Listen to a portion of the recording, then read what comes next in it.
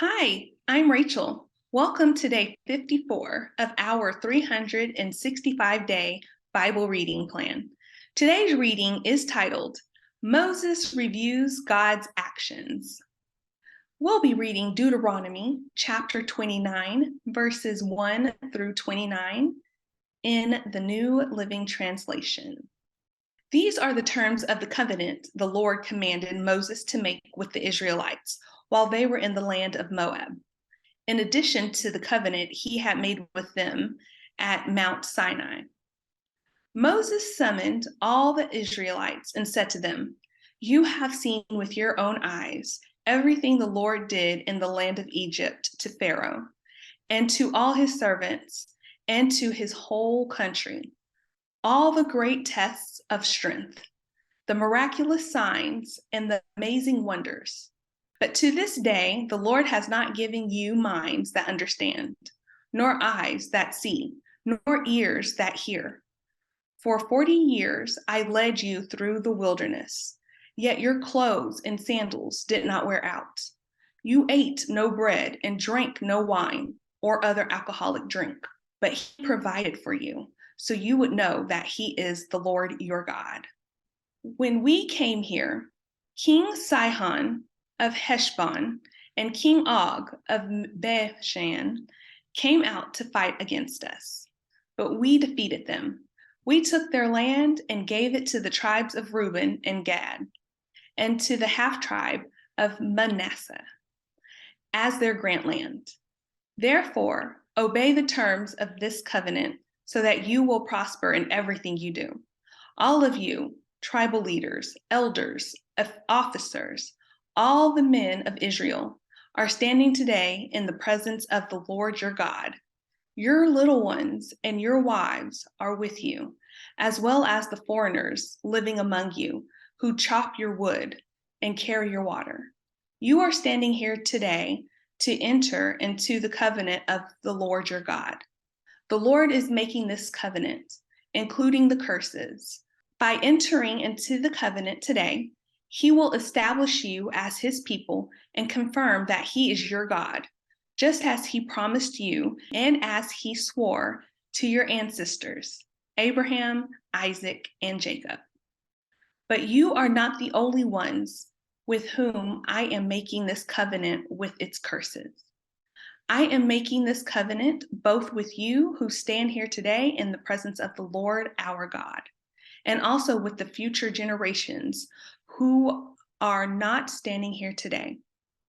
You remember how we lived in the land of Egypt and how we traveled through the lands of enemy nations as we left. You have seen their detestable practices and their idols made of wood, stone, silver, and gold. I am making this covenant with you so that no one among you, no man, woman, clan, or tribe, will turn away from the Lord our God to worship these gods of other, so that no root among you bears bitter and poisonous fruit.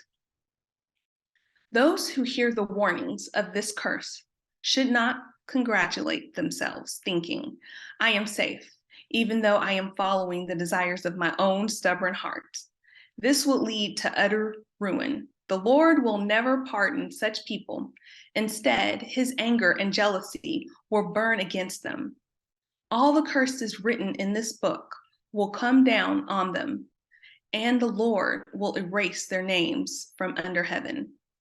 The Lord will separate them from all the tribes of Israel to pour out on them all the curses of the covenant recorded in this book of instruction.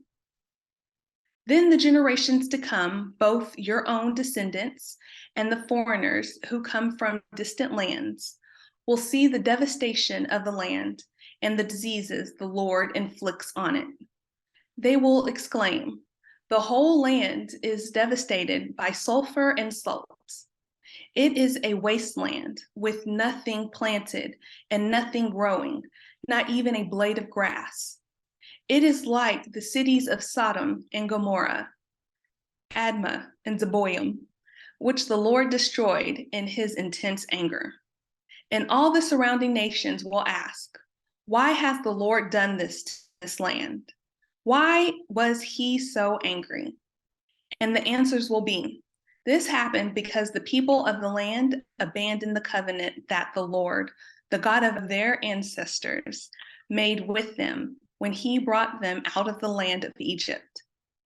Instead, they turned away to serve and worship gods they had not known before, gods that were not from the Lord.